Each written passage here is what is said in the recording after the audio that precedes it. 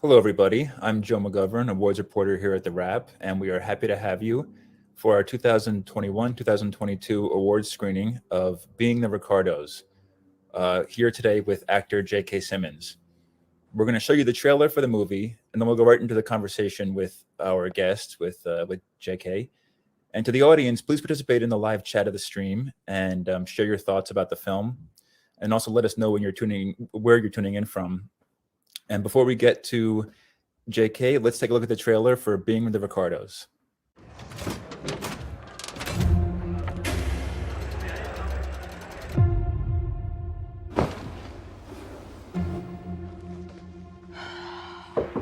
This is places for scene A. Scene A. Action. Lucy, I'm home. Why is this coming out now? Lucille Ball's a threat to the American way of life? Does the FBI have any case against Lucy? I need you to help me save my marriage. How many times I gotta explain where I was and what I was doing? You gotta explain. You being funny right now? I'm Lucille Ball. When I'm being funny, you'll know it. This is getting out of hand. Madness. Have you been cheating on me? The story's made up. If they boo me, If they boo you, we're done. Sorry, I got lost for a second.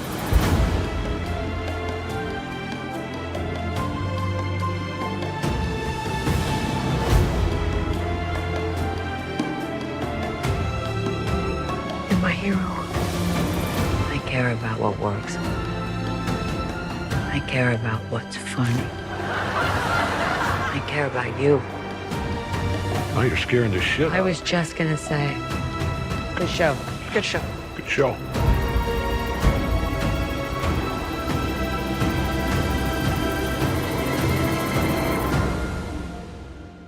We've been through worse than this. We have? No.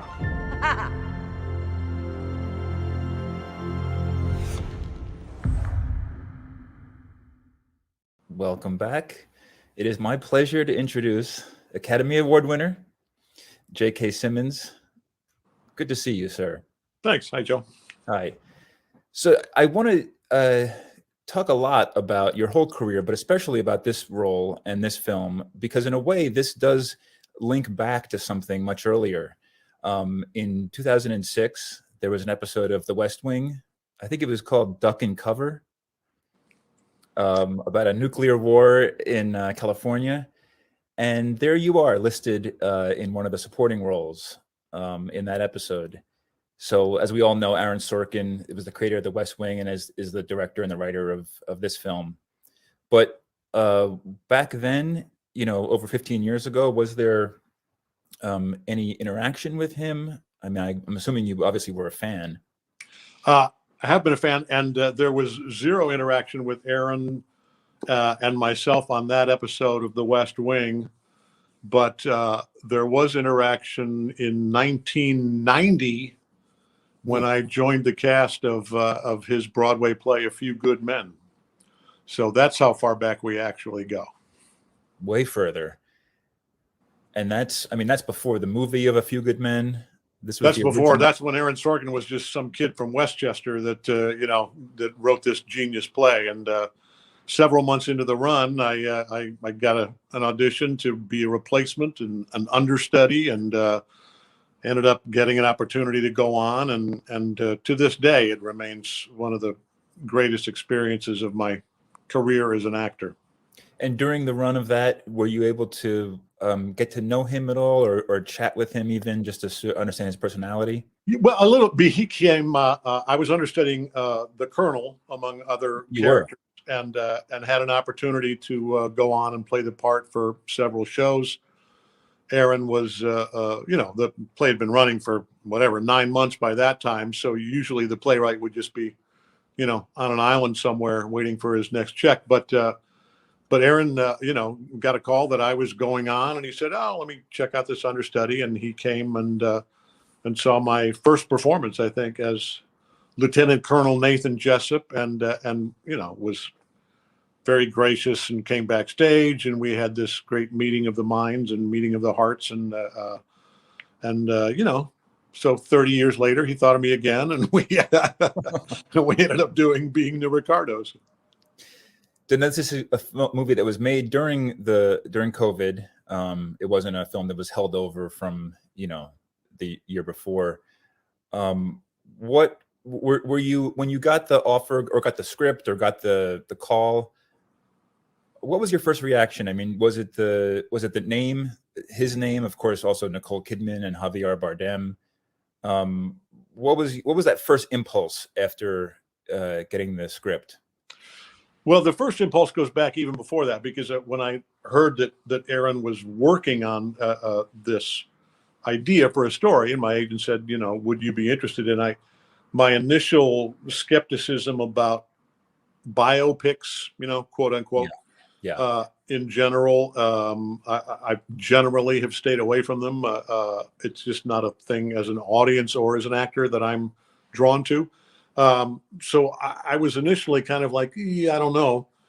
And then, of course, the real thought of trying to recreate this iconic character of Fred Mertz, played by Bill Frawley, was daunting. And honestly, I realized that part of what was making me reluctant to want to get involved was just I was scared. I was just scared. And then once I read the script and saw how brilliantly Aaron dealt with all of the usual pitfalls of a biopic, and how artfully he gives each character, the four, Nicole and Javier and Nina and myself, but also so much of the supporting cast. He just drops gem after gem after gem in our laps, and all we have to do is kind of go with it. It's interesting what you say about biopics, because I was going through your list of credits. I mean, I think I stopped counting at like 100. It's from your career credits are just amazing. But not that many real people you've played over the course of your career. Sometimes was part of was part of what really hooked you here too, was that this was not going to be a prosthetic makeup job for any of you, actually, not for Kidman or Bardem, but not you either. No, and that was, and Aaron had to have this discussion, 4 times at least once with each of us, because it is a daunting task. And you look at the character, you look at Bill Frawley, and you go, wow, he's a 60-something bald white guy. So, of course, I look like him, but I kind of don't really. I have a face like a horse, and he had a face like a bulldog. So, and our bodies, our whole physicality is very different. So, Aaron really reassured all of us that he's not looking for, a spot-on impersonation. The vast majority of the film is not us as these iconic characters; it's us as these actors. And the idea of playing Bill Frawley, who is a relatively unknown, at least to me, outside of Fred Mertz, was that gave me sort of the freedom to go, okay, yeah, I'm not Fred Mertz. I don't have to, get on a fake nose or whatever. We did do it. We added a little bit of a comb over to my baldness, because Bill and I have slightly different baldness. And then the rest of it was just kind of finding the physicality, and along with Susan Lyle, our wonderful costumer, exactly how to approximate Bill's physicality with what I have, and that was sort of the exterior work that needed to be done, and then the rest of it was just to take the brilliance that Maestro Sorkin puts on the page and bring that to life. It's interesting. I did the math, and you were about the same age as he was during this period of time. He was in his mid-60s, which I think is about what you are. And in 1952 or 3, I think, when this movie takes place, and yet he seems much older, and you seem, I think, younger. Did you have to sort of really lean into that cranky, kind of creaky? He looks like he just doesn't even want to get up. Well, ask my kids; they would tell you it wasn't that big a stretch. Yeah, I'm actually. When we were shooting the film, I was 1 year older than Bill was during the second season of I Love Lucy. Yeah, it was really more about. So obviously, yeah, the age thing was very, very close. And Nina, is actually younger than Vivian Vance was at that time. One of the big things that got them off on the wrong foot, Vivian and Bill Frawley, I'm talking about, was, that when she first saw Bill Frawley, this actor who's going to be playing her husband, she turned to Lucille Ball and said, "Are you kidding? This old coot, I'm playing his wife," and Bill, unfortunately, overheard that comment. And so that was the beginning of them really for the entire run of their show together. They were not the best of friends. No, they truly disliked each other. They I think there was genuinely even did. an idea of doing a spin-off at one point, and neither one of them would do it because. Yeah. But there's so much comedy that comes from that conflict. Well, and I love that as Aaron was doing his research, he decided the episode that he's going to feature during this, basically the 5 days that the movie covers, then with multiple flashbacks to Lucille and Desi. But the episode that we're shooting is called Fred and Ethel Fight. And it's that people, we've just seen the movie, haven't we? So, people, but even people coming into the seeing the film, people who are real devotees of I Love Lucy, that will remember that as, even I, being a little kid in the 50s watching the show in, Grandma and Grandpa's living room, I remember some of the iconic moments like, stomping the grapes and eating the chocolates and Fred and Ethel trying to get into the same coat. Yes, right. I think it's Sorkin has said, I think he maybe told you guys very early on that this is a drama about the making of a comedy. What a great way to summarize the thesis. Yeah. And he said that to all of us at the table read, the first and only time really that not the entire cast, but the vast majority of the cast was together. And of course, because it was, in the midst of the pandemic that we still find ourselves in, we did the read through on the roof of the parking structure at the studio. Wow. And seated with tables, 10 feet apart, and sort of, it was very theatrical. It was like we were doing, having to project to the back row of the balcony. Was there a chance for you to talk to anybody who knew Fred? I mean, who knew Bill? He died. I don't know how long ago, probably 50 years ago. But were there people around who could give you just those little insights that I guess actors look for, those little keys that can kind of help unlock the performance a little more? I didn't have any conversations with anybody who actually knew Bill. In a way, at first it was frustrating for me doing my research, trying to find anything about Bill off camera, trying to find any footage of him outside of I Love Lucy or obviously his film roles. At the end of the day, I found that to be a little bit freeing in a way, because all the information I was able to get about Bill was from other people's perspective, whether it was a Vivian Vance biography or Desi's autobiography or an interview with Jess Oppenheimer, the creator and showrunner. There was no, Bill didn't write a book. This is my life. He didn't have kids. He didn't leave that kind of legacy. So interestingly to me, learning about a character based on what, and by character, I mean Bill Frawley, not Fred Mertz, based on what other people thought of him, based on other people's perspectives, I think can be more valid and more interesting, at least from my perspective as an actor, than than Bill saying, well, this was my life and this is what I felt and this is how I thought. And I found it really ultimately kind of freeing in a way. It took a little bit of that onus off, that and Aaron telling all of us, not to worry about doing a spot on impression, just try to inhabit these people from the inside out, which is the way I generally prefer to work anyway.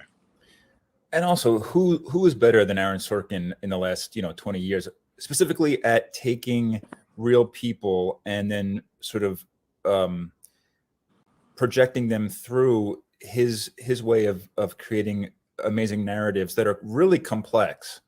I mean, The Social Network, Steve Jobs, The Trial of the Chicago 7. These all are very challenging, very idiosyncratic, not easy, on anybody. We were presented with him originally, and we think he's going to be a antagonist of Lucy in the beginning of the film, because he's politically a little more conservative, it seems like, and yet he has an arc.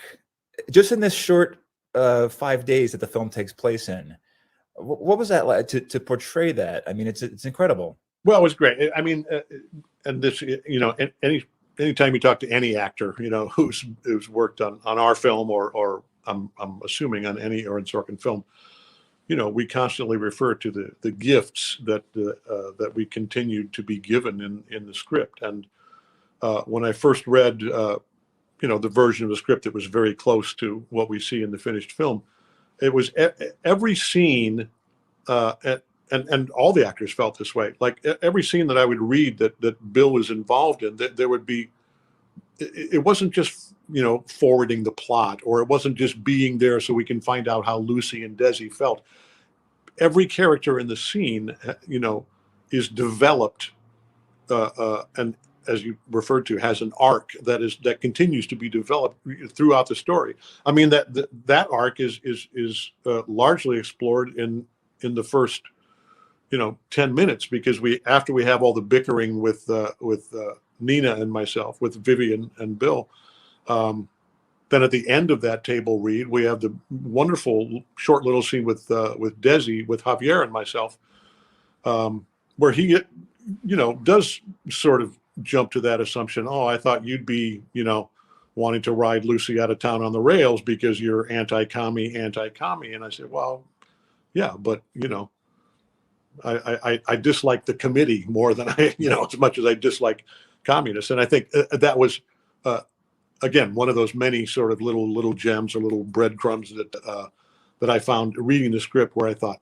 thank you for, making this guy really, really two-dimensional. And then it continues to develop, right up until the end of the story. And I mean, there's a large history of that within the community. There were people who were all too eager to blacklist, but there were a lot of others, people like John Ford, who you wouldn't expect, actually, who stood up and said, this is wrong, that we're treating people this way.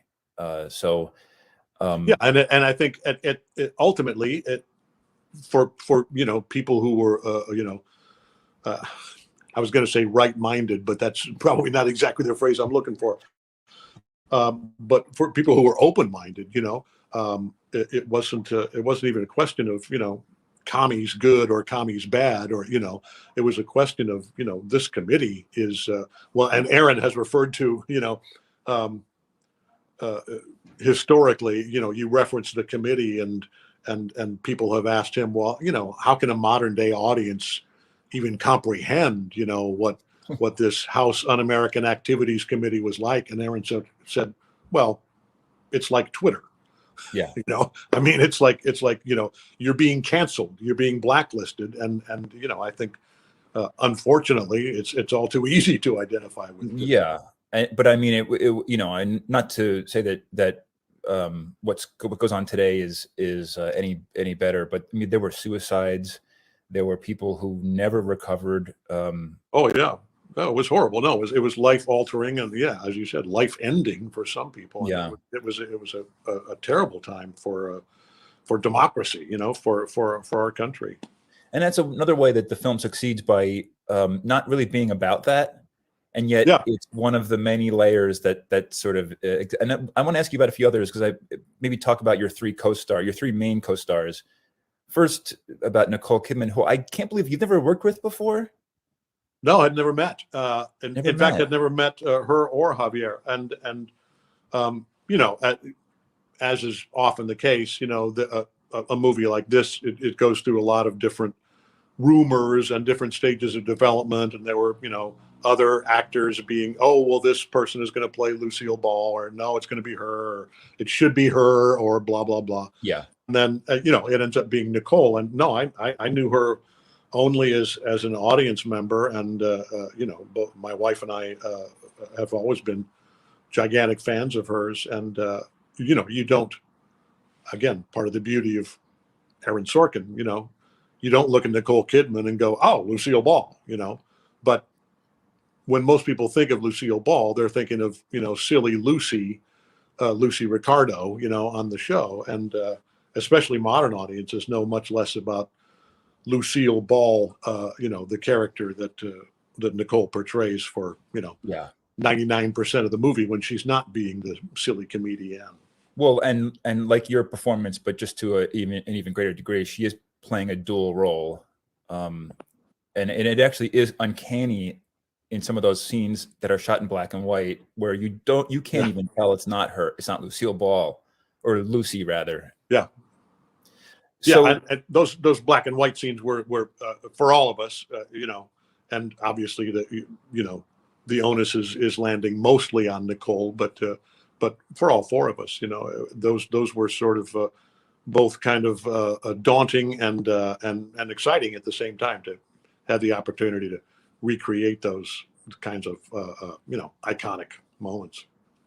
I think also for Nicole Kidman, having been an actress now for 2/3 of her life or longer, I still think that she's sometimes is underrated for how daring her choices are, for how smart she interprets characters, and that echoes as well within this performance as Lucy.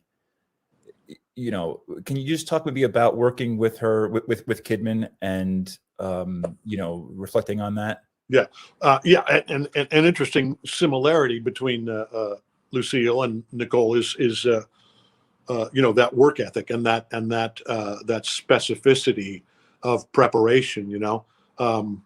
Lucille says something in the script about talking about Desi, and Desi is just this, and he's just magnetic, and he's funny, and he's bang bang bang, and he's landing every joke at the table read. And me, I have to work my butt off, and it takes me up until the taping night to get stuff down. Nicole says the same thing. She says, "I'm not funny. I'm not that funny. I have to work at it. I have to find the beats. I have to find the rhythm. I have to rehearse and prepare and be as specific as I can be." She's brilliant and so thorough and so specific.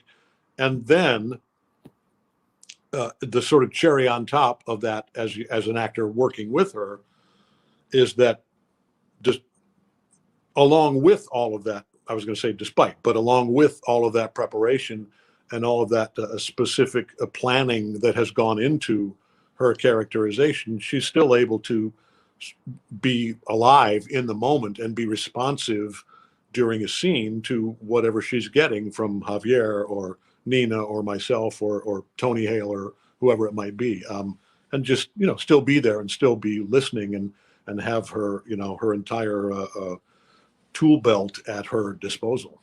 Yeah, there is one great scene that is really a classic two-hander where Bill takes her across the street to a bar, which she didn't even know was there actually in the film. Yeah.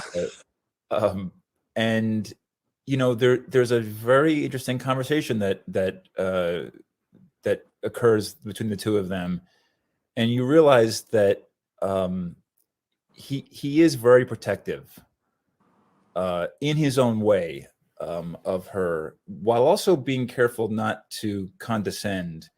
It's like he knows even he's sharp enough to know not to do that.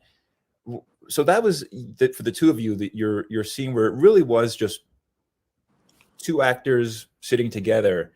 Was there a lot of rehearsal? Did that come kind of later in the production so that you were already comfortable? It came not right away. I think it might have been week 2 that we shot that, and yeah, again, you made reference to that. Lucille didn't even know that bar was there. I mean, that's one of those kinds of things that, you see that in the movie and you sort of appreciate it. But, Aaron Sorkin is one of the few writers that's gonna come up with that. They just walked out of, one of the doors of the soundstage, and it's 40 feet away is this bar. And of course, Bill knows where the bar is. That's right adjacent to the, to the stages. But Lucille doesn't, because she goes to work and then she goes home and, raises her baby. So I love those kinds of little things that he, again, as I said, every time he turned a page, there was another blessing from Aaron. And yeah, that scene, for all of the reasons I've already mentioned about both Aaron and Nicole, that scene was, just an absolute pleasure to shoot, and one of those that, from my perspective, I'm looking at the schedule and the what's going to happen on which day, and thinking, oh, that's going to be, that's an exciting day. I'm looking forward to that. There's so much going on in that scene, and it's a chance for me to just have that, as you said, sort of the two-hander with Nicole. And then on the day, it was just so efficient that it was like, we did a couple of takes of this and a couple of takes of that, and bing, bang, boom, all of a sudden it was over. And of course, we did shoot it a different day than we shot the preamble to it that takes place in the hallway, where I say, come with me for a drink. That was, a week before that. So it kind of did get broken up into 2 scenes. But yeah, as is so often the case, those really big, meaty chunks of the script that you're extra excited about, when they happen, especially when they happen, efficiently and thoroughly and really well. It is like it just kind of goes by in a flash. Also, this was your first time working with Javier Bardem? Yeah. And again, obviously, my wife and I, who, she's always almost always my co-audience, when we're watching stuff, whether we're going to a theater or watching at home.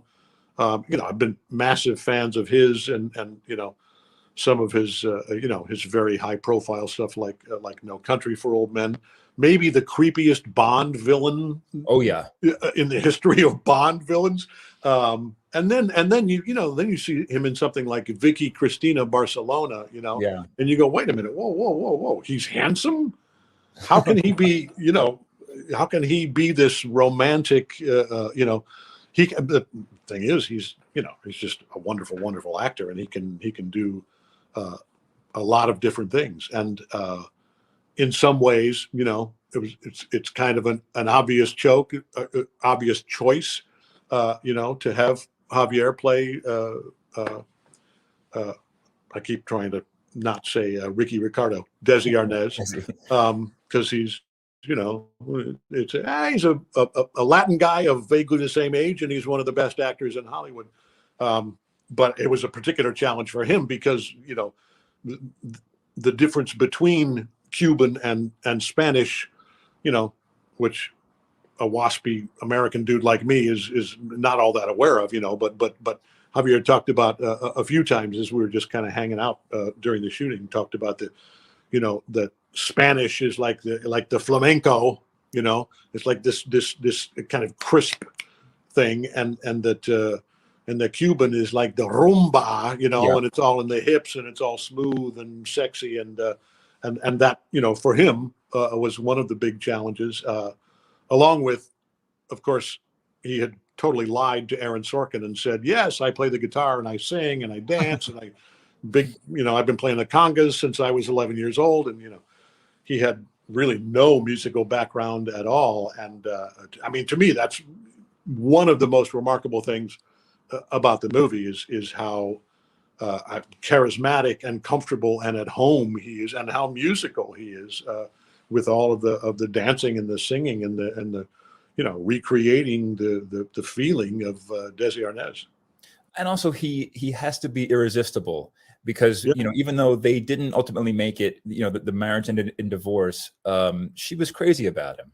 Yeah, and vice versa. And years and years after their divorce, he asked for her at his deathbed. I mean, it was a classic romantic tragedy of a relationship, because they each had their tragic flaws that didn't allow them to last as a couple.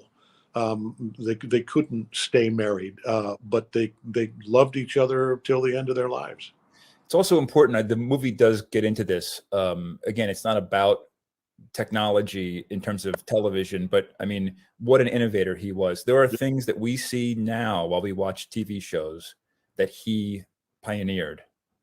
Yeah, and in 1951, it was his idea to the 3-camera setup, and or 4, and yeah. As you said, we're still shooting sitcoms that way today, with the live audience and the cameras and the way they were able to design the space so that the cameras weren't always blocking the audience, that you really could play it, like you were playing theater for a live audiences. And I've had, limited experience with 4-camera sitcoms, but the times that I've done that as an arc here or there, the best of those experiences have been, if the writing is good and the cast is good and everything else is falling into place. It's kind of the best of both worlds. It is that nice combination of television and theater. I also want to ask about Nina, who, here in New York where I am, if you go to the theater, who she is really well already. Yeah. She's kind of a legend here. Now we're seeing her in a lot more films and TV shows, which is great. But it's this, as we said before, this is the conflict that creates some of the best comedy, at least for the audience, the comic relief, I guess, aspect of the film. And as we also said, these two people genuinely were not a friendship mix. Oh, I mean, absolutely despised each other. In fact, one of the stories that Nina shared was that when she, because Bill was much older, when Bill passed away and someone told Vivian Vance that he died, she went, "Champagne for everyone." I mean, so that's cold. That's that's a bad relationship. But yes, Nina. First of all, I had when they were talking about me to play Bill, they were also talking about Nina to play Vivian, and we happened to be working together on the 4th season of Goliath. Wow. And our characters' paths had not crossed for the first, I think it was 8 episodes altogether. So the first 6 episodes, our characters never met. We just got to the last couple of episodes in the courtroom where our characters do interact. And that was when we both, were getting the feelers about being the Ricardos. So, we sort of had this, "Hi, nice to meet you," in character moment. And then, "Hey, by the way, I hear your people are talking to their people about this and my people. And what do you think? And, is it scary? And is it exciting?" And yes, it's all of the above. And, when we wrapped on Goliath, we were, nobody was signed, sealed, and delivered yet, but we were, optimistic that we would be doing Ricardos together as we ended up doing. And yeah, as you said, people in LA, people in Hollywood, movie audiences don't know Nina that well. She is already a legend in New York, deservedly so. And it was, such another wonderful piece of casting by Aaron because, I'm sure there were some other more well-known film or television actresses whose names were being thrown out there, and and to come up with the idea of Nina, who, again, it's not like she's a dead ringer for Vivian Vance, and she's actually a little younger than Vivian was at the time, but such a wonderful actor. And I actually just recently finally got around to watching the rest of our season of Goliath, available now on Prime. Good. And she's just so genius on that show. And then to see her, to work with her on this, the very first day of shooting on Being the Ricardos was the table read scene where Vivian and Bill are just, throwing zingers back and forth at each other the entire time. And we just talk about hitting the ground running or jumping into the deep end of the pool or whatever metaphor you want to use. It was great, really, for both of us because we did get to really get into some of the meat right off the bat, and particularly for her, I think particularly for her and Nicole, more so than for Javier and myself, the differences between their character that they played on I Love Lucy, and the actors Vivian and Lucille. They're very, very different. Vivian Vance was she had been an ingenue. She was a leading lady. She was a torch singer and something of a dancer, and it was a very graceful, beautiful, and sexy woman. And then for her to be kind of stuck in this stodgy, I'm playing Ethel, and I'm the second banana, and they don't want me to look as attractive as Lucille Ball. And that's a difficult pill for any actor to swallow, is to downplay your attractiveness and your charisma, and I think, again, Aaron, but Nina really in this case did such a wonderful job of showing us those the differences between Vivian and Ethel. Yeah, and in a 2-hour movie, she also, as you say, has this arc that you could watch the film 4 times, and watch 4 different arcs taking place.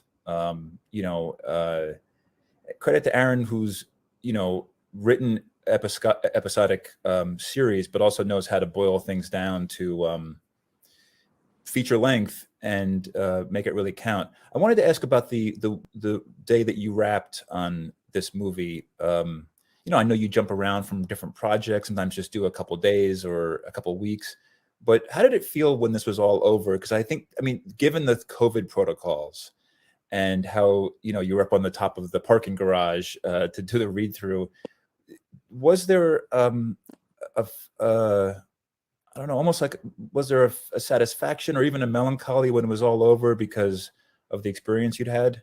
Yeah, there absolutely was both of those things, and as there is, to some extent, and that extent, I think, differs based on how how good the experience is overall, and this was, despite the fact that filming during a pandemic kind of limits some of the off-camera interaction. Like everybody, I didn't want to get sick and take it home to my wife and kids, and we were all trying to be very careful. So really, we were either working on set, or I was sitting in my dressing room, watching a ball game, and kind of staying away from everybody mostly. But the bonding while on set, while actually doing the work, instead of so often cases the bonding is really happening, sitting around in between shots. It in a way made that even more intense, with the cast, and again, not just the 4 of us, but with Tony and Alia and everybody, Jake, and with the crew as well. It really was one of those kind of families, the work family, as opposed to as distinct from the home family, that it was, was really very bittersweet to say goodbye to it. There was a real sense of satisfaction of a job well done, you know, because Aaron there was such a specific and wonderful blueprint, and I felt like every day, you know, that I was there working, you know, we were building the house, and it did feel it was a particularly satisfying experience. And yeah, as you referred to, I immediately was off. You know, I wrapped, I think about a week before the movie wrapped, and you know, got on a plane and went to New Orleans and started working on a movie called National Champions. So, you know, I mean, you in a way, you just kind of got to put it in your rearview mirror. But and that's the fun of being a part of a film that not only is a great experience shooting it, but then it comes out and, oh, wow, yeah, wow, people actually are noticing, and it is getting some nice attention. And we get to sit around and talk to people like you and kind of reminisce. And, you know, right now it's just you and me, but you know, some of this, you know, promoting of the movie is like little mini reunions, you know, we get where the four of us will get to talk, or you know, or Aaron, or, you know, I was doing another interview earlier this afternoon with, I'm here in Glasgow, and Javier was, I don't even know where Javier was. I think he was, I don't know, Spain. I didn't even ask him. But you know, it's been great to catch up with Nicole and Javier and Nina and Aaron and Linda Lavin, and you know, so many wonderful actors in this movie that, great. I hope I, you know, continue to cross paths with. You're in Glasgow now? I am, yeah. I just got here a couple days ago. For a job? Can't you tell by the hat? Oh yeah, I should have. Yeah. Yeah, here for work. Yeah, doing Batgirl. Yes. Well, so before we wrap up, I just had one or two other things to ask. I mean, you mentioned that great coincidence of having been in A Few Good Men on stage 30 years ago. But I also wanted to add, could you have ever imagined 20 years ago in the 2001 when you said yes to Sam Raimi to be in his first Spider-Man movie, that you'd still be, I mean, you were in the most recent one that came out last month and is still #1 at the box office. Right. Well, first of all, it wasn't exactly like me saying yes to Sam Raimi. It was like me going, what? Who? Me? Really? Seriously? Oh my God, that's unbelievable. Thank you. You know, and again, thank you, Sam Raimi. God, I love that guy. I was just having wardrobe fittings here on this film with his wardrobe designer from Doctor Strange, which is the Sam Raimi film we can all look forward to. But yeah, I mean, I look back. Well, I look back on everything that's happened in my ridiculously fortunate life, in my career and my life, with great gratitude, and to, you know, my wife, my kids, my siblings, my friends, my parents, and in the business to people like Sam Raimi, who was so important to my film career, you know, getting really kickstarted. I did 5 films in a row with Sam early in, or 5 Sam Raimi films in a row. And he continues to be you know, one of my favorite guys in the business, and a good pal. And now Aaron and I, you know, we took a 30-year hiatus between our working together, but we both continue to tell each other it's going to happen again. We'll work together again soon. When you got the call for the for Spider-Man No Way Home, were you a bit flabbergasted by it? Just, well, the first call was for Spider-Man Far From Home. Right. Okay. Because I did the little bit, and yeah, I mean, we had made the 3 Sam Raimi movies, the trilogy. It was a great fun experience. It was like working with Jerry Zaks on Broadway. You know, it was like kind of the film version of that. Loved Sam, loved Toby, working with everybody on those movies. had a great time. Obviously, the movies had a gigantic impact. And then, they were working on the script for Spider-Man 4. I was at Sam's birthday party, and he said, "Hey, we got to get together. When can we get together next week and talk about story ideas for JJ?" And I want to hear what you got, and because that was always a very sort of collaborative experience, and which was particularly exciting for me because it was so early in my career as a film actor. I was used to just getting the script and saying the lines, and for Sam to give me that kind of not just freedom but encouragement to just improvise or play or come to me with ideas ahead of time, or whatever you want to do. Anyway, so those 3 films were a wonderful gift in and of themselves. Number 4 doesn't happen. They kind of that rug got pulled out from under all of us, and it was for whatever variety of reasons. A couple of years later, they reboot the franchise, and it's Andrew Garfield and sort of a completely different, I guess, different universe of the multiverse as we now know it. And there is no J. Jonah Jameson, and oh well, that was fun. And then when they start the Tom Holland movies, there's no J. Jonah Jameson, and I'm watching the Tom Holland movies like everybody else and going, "Oh, this guy's great," and it's such a nice, fun continuation / reinvention of that universe. And then and really unexpectedly, out of the blue, get a call from my agent. They want you to do a quick little something for this movie that's they're in post-production. I mean, the movie's been wrapped for a while, and they want J. Jonah Jameson back. And I went and sat down, I think the next day, with all the big wigs at Marvel and Sony, and John, the director, and talked about what they wanted it to be, and would it maybe let's make it a 3-picture thing, and we'll JJJ will continue to be a part of the Marvel universe, and it was just like an unexpected gift to be able to play that guy. Well, sort of that guy. It's it's the same guy ish, but it's a different part of the multiverse. So it's basically, I mean, as far as I'm concerned, it's just the same guy without hair, because it's instead of publishing a newspaper, he's joined the 21st century, and he's a media mogul. And but it's motivationally, as far as the character's place in the universe, it's the same guy. He's there to be a pain in the butt for Spider-Man and provide a little comic relief. Before we wrap, I just wanted to hark back to the season, I guess, when Whiplash came out.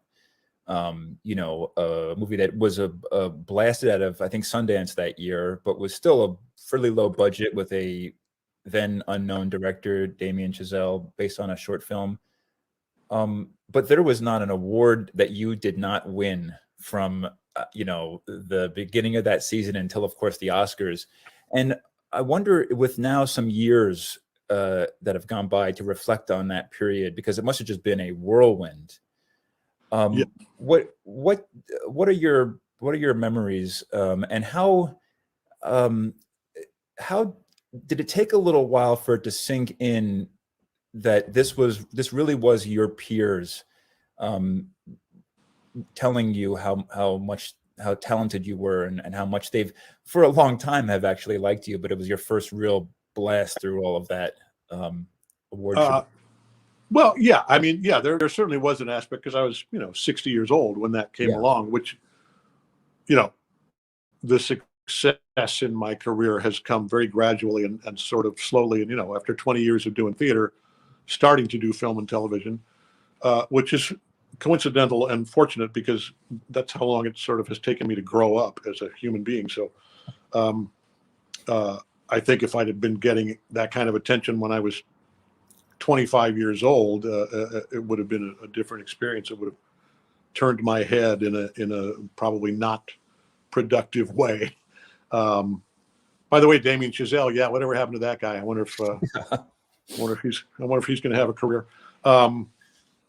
Yeah, it was an absolute whirlwind, and really I'd never had a publicist before that, and after the film opened, it was at Sundance. Well, the short went to Sundance.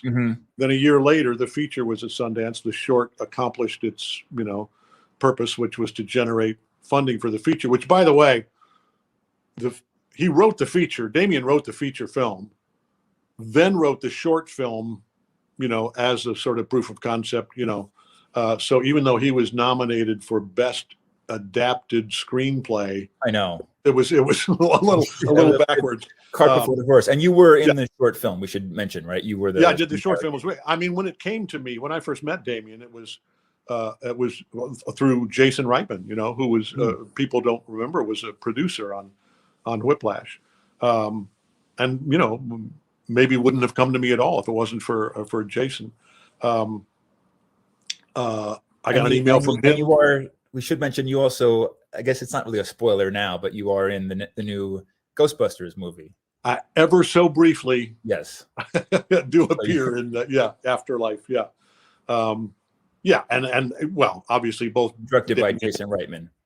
Yeah, both Damien and Jason and Sam Raimi, who we've referred to. Those are recurring gifts that I've had in my career, being able to work with those guys.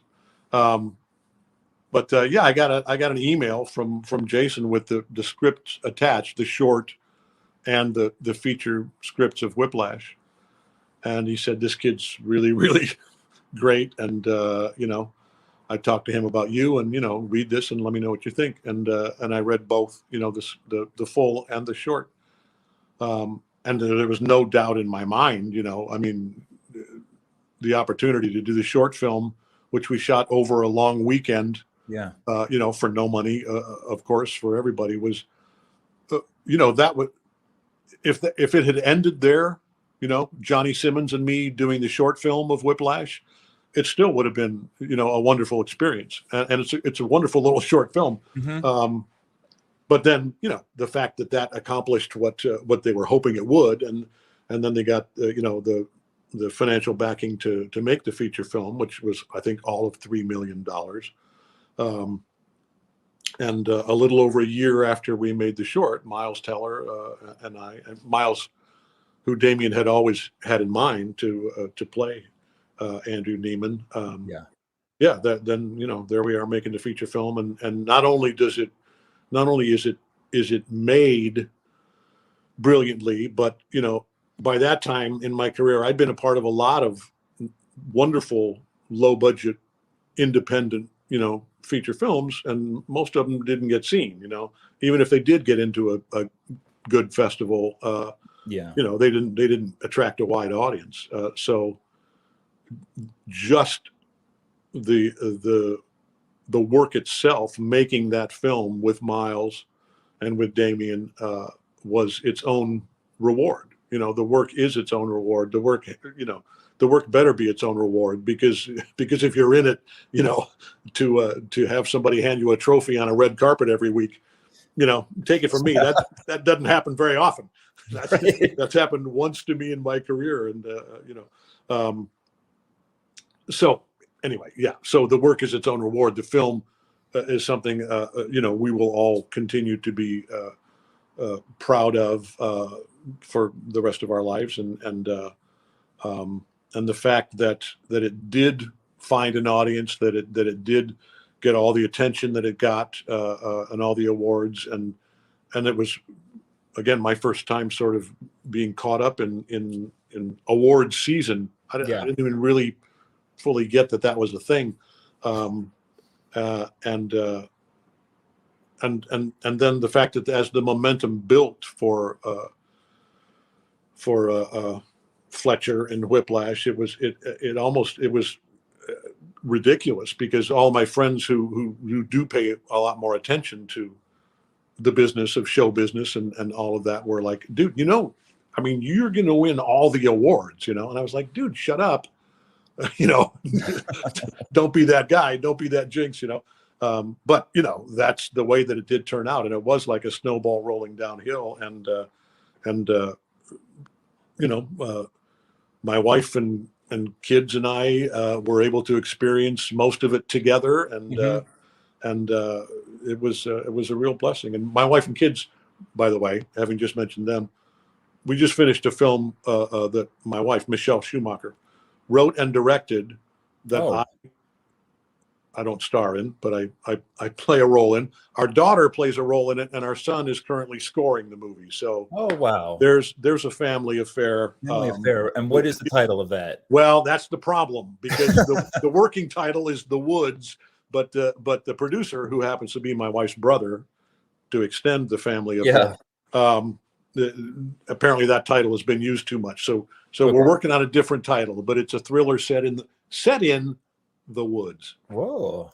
Well, if they, I mean, it probably has been used before, I'm sure, or variations on the woods. But it's simple, it's direct. You know what? I mean, this is what I keep saying. But just look for a movie with me and Fernanda Urahola and Alan Leach, whatever it's called. It's directed by Michelle Schumacher, and it's going to be good. It'll be out next year.